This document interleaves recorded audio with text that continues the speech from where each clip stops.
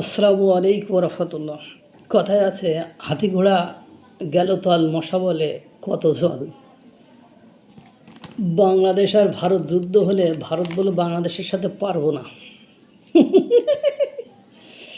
হাইরে কপাল। নাসিরুদ্দিন পাটোয়ারি বক্তৃতা দানকালে বলিয়াছেন, ভারত এবং বাংলাদেশ যদি কোনো ফরম্যাটে যুদ্ধ হয় বা কোনো কারণে যুদ্ধ হয়, তাহলে ভারত বাংলাদেশের সাথে পারবে না। ঠিকই তো আছে, আমারও তাই মনে হয়। ভারত বাংলাদেশের সাথে পারার কোনো সম্ভাবনা নেই, কারণ নাসিরুদ্দিন পাটোয়ারির মতো গাঞ্জাইটি লোকজন যে দেশে বসবাস করে, সে দেশে মুখে মুখে জেতার কোনো সম্ভাবনা নেই। সেদিন যে মিসাইল টেস্ট করেছে ভারত, সে মিসাইল দিয়ে ভারতে বসে আমেরিকায় আক্রমণ করা যাবে, ইউরোপে আক্রমণ করা যাবে। যে ভারত, আমরা যে পাকিস্তানের উপরে ভরসা করিয়ে ভারতের সাথে ঠেলাঠেলি করতে যায়, গুতুগুতি করতে যায়, সেই পাকিস্তান সর্বক্ষণ দৌড়ের উপরে থাকে।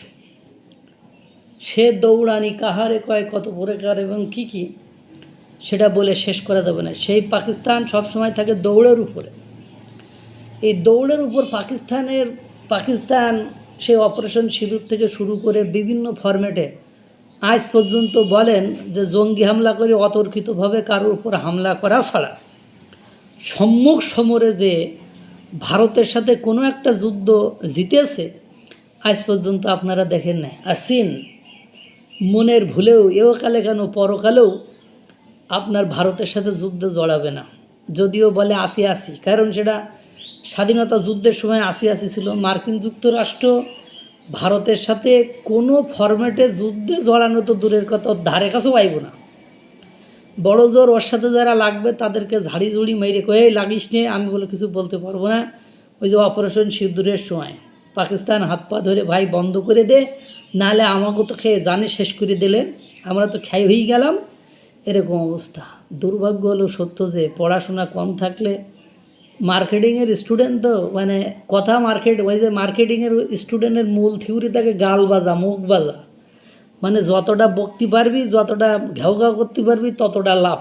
কিন্তু বাস্তবিক অর্থে সত্যিকার অর্থে মানে ওদের কথা হলো মার্কেটিং মারিকেট ইটিং। আমরা যখন ঢাকা বিশ্ববিদ্যালয়ে পড়তাম, তাহলে those where the student of marketing যদি বলতো, আমরা বলতাম কোন ডিপার্টমেন্টে, মার্কেটিং ও মারিকেট ইটিং ডিপার্টমেন্টের। তো ও হইল নাসিরুদ্দিন পাটোয়ারি, আই থিঙ্ক আমার মনে হয় ও মার্কেটিং ডিপার্টমেন্টের স্টুডেন্ট, তাই ওই মারিকেট ইটিংয়ের উপরে আছে। সে তার এইসব বক্তব্য দিয়ে জনপ্রিয়তা অর্জন করেছে। এখন এইসব বক্তব্য থেকে বের হয়ে অন্য কোনো বক্তব্য দিলে থেকে গিলব না। এই জন্য ভারতের সাথে শোনা একটু লেগে দেখো, প্যান্ট খুলে দিব। আমার কথা হলো ডিপ্লোম্যাটিক ওয়েতে ভারতকে মোকাবেলা করতে হবে। যদি ভারতের সাথে কোনো কিছু করতে হয় তাহলে ডিপ্লোম্যাটিক, কূটনৈতিকভাবে তাদের সাথে মোকাবেলা করতে হবে। তোমার নাসিরুদ্দিন পাটোয়ারি, ওই কর্নেল হাসিনুর রহমান, ওই যে নুরুল হুদা, এইসব পাবলিকের এই যে ভারতকে উত্তেজিত করতে সেভেন সিস্টার্সের আসাম, মণিপুর, মেঘালয় এবং পশ্চিমবঙ্গের ওদের বিদ্রোহীদেরকে উস্কানি দেওয়া দিয়ে আমাদেরকে বিপদে ফেলার অধিকার আমরা তোমাদেরকে দেই নাই।